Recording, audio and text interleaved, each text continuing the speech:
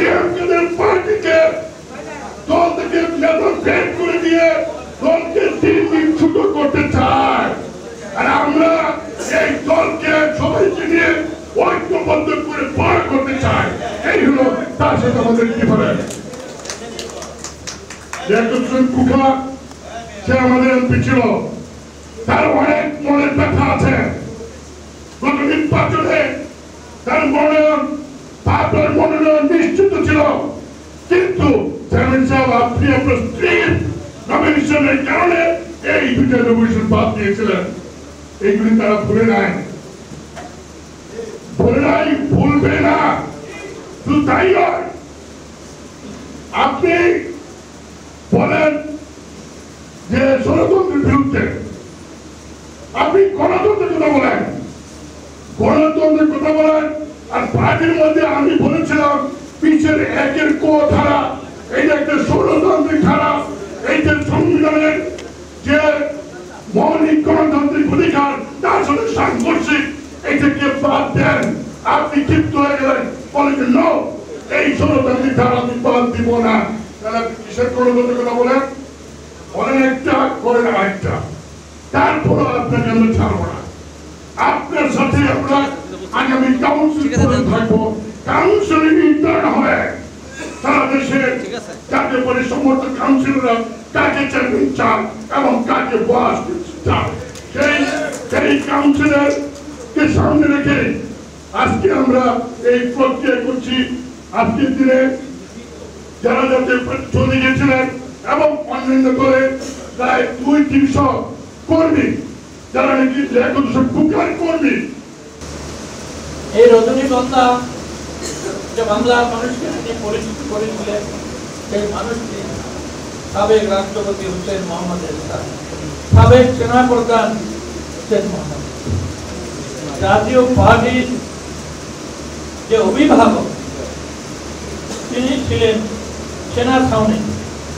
যখন দেশে অরাজকতা, দেশে হানাহানি, মারামারি, কাটাকাটি এবং একটা অনিশ্চয়তা, সমাজে দুর্বিষহ অবস্থা, কিং কর্তব্য বিনোদ, সেদিন দেশের মানুষের আহ্বান এসেছিল আপনারা আমাদের পাশে দাঁড়ান, সেনাবাহিনীকে আহ্বান করে। সেই রাত্রে সাত্তার সাহেবকে নিয়ে তিনি বঙ্গভবনে কথা বললেন। সাত্তার সাহেব তাকে অনুরোধ করলেন যে আমি পারছি না, আপনার দায়িত্ব সেনাপ্রধান। দেশের পরিস্থিতি আমার এই অল্প জীবনে আমি দেখেছি বারবার এমন হয়, পরিবর্তন হয় এবং সেনাবাহিনীকে দায়িত্ব নিতে হয়। অনলিমিনের কথাও আপনাদের মনে আছে।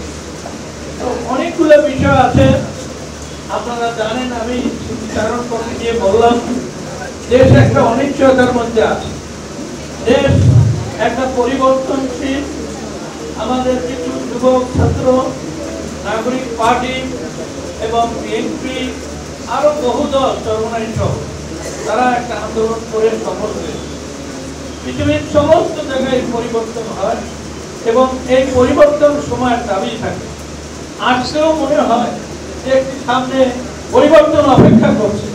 সেই জন্য আমি অনুরোধ করব আমাদের জাতীয় পার্টির সকল নেতৃবৃন্দকে, কর্মীদেরকে, সমর্থককে, শুভেচ্ছাকে, যেটা এরশাদ সাহেবের পার্টি, সে একজন সাধারণ নাগরিক ছিল না, তিনি সেনাপ্রধান ছিলেন। তিনি নিজের থেকে দায়িত্ব নিয়েছিলেন। তিনি অনুভব করেছেন, মানুষ বলছে আপনি নিরাপত্তার প্রতি, সেনাবাহিনী আমাদের সার্বভৌমত্বের প্রতি, আমরা দেশের মানুষের ভাগ্যপূরণ করতে চাই আপনার নেতৃত্বে। বহু লোক কি বলেছে, তার মধ্যে আজকে আমাদের নুরুজ্জামান মুন্না সাহেব যে বক্তব্য রেখে গেলেন, তিনি থাকলে ভালো হয়তো। তিনি মাহবুব রহমান সাহেবের সাথে ছিলেন, তিনি এই জাতীয় পার্টির প্রথম মহাসচিব ছিলেন এবং তার সুযোগ্য কন্যা সুপ্রিম কোর্টের সিনিয়র জাস্টিস। তিনি চলে গেছেন, আমাদেরকেও যেতে হবে পর্যায়ক্রমে। এই দলের মহাসচিব ছিলেন মিজানুর রহমান চৌধুরী, তিনি প্রধানমন্ত্রী ছিলেন। এই দলের মহাসচিব শাহবাজ, তিনি ডেপুটি প্রাইম মিনিস্টার ছিলেন, ছাত্রলীগের প্রথম সভাপতি এবং চিফ হুইপ ছিলেন। এই দলের মহাসচিব ছিলেন মেজর জেনারেল মাহমুদুল হাসান, এই দলের মহাসচিব ছিলেন deputy prime minister doctor Matin সাহেব, যিনি অত্যন্ত মেধাবী মানুষ ছিলেন। কোন পরীক্ষায় তিনি সেকেন্ড পাস, তিনি আমাদের একটি গর্ব ছিলেন। এইভাবে রেয়াজউদ্দিন ওলামিয়া ইরশাদ সাহেবের মামা, তিনিও কিন্তু মহাসচিব ছিলেন। এই দলের বহু ব্যক্তিত্ব এসেছে যারা এই দলের মহাসচিবের দায়িত্ব পালন করেছে। এই আমাদের কুন্নু সাহেব, তিনি জজ ছিলেন, তিনি মন্ত্রী ছিলেন, তিনি মুক্তিযুদ্ধের একজন রণমনের সাথী, আমরা একাত্তর যুদ্ধ করেছি, তিনি দায়িত্ব পালন করে আছেন। তিনি কোথাও যেতে চাইলে আমাদের সরঞ্জনের তার কাদের ভাই যেতে এইখানে তিনি বক্তৃতা দেবেন, মাইকটা হাতে রাখবেন, একা বলবেন, তিনি এই যে ভালোবাসেন। এখানে যারা এই আমাদের প্রেসিডিয়াম সদস্য, তাদেরও 50-এর উপরে বয়স, আমাদের কিন্তু তাদেরও 50-এর উপরে বয়স, এরা প্রেসিডিয়ামের সদস্য ছিল। তাদের থেকে তিনি কাউকে মহাসচিব করতে পারছেন। ওখানে এত বড় শক্তিশালী লোক, এই ঢাকা বিভাগের মহাসচিব, অতিরিক্ত মহাসচিব এবং সে যুব সংগঠনের সভাপতি ছিল, সে অনেক অভিজ্ঞতা সম্পন্ন। নারায়ণগঞ্জে একটি নাম যদি স্মরণ করতে হয়, তার মধ্যে খোকার নামটি আছে। ঢাকায় যদি নাম স্মরণ করতে হয়, খোকার নাম আছে। সেই খোকা আজকে কি পরিস্থিতি হয়ে ওখান থেকে চলে এসেছেন।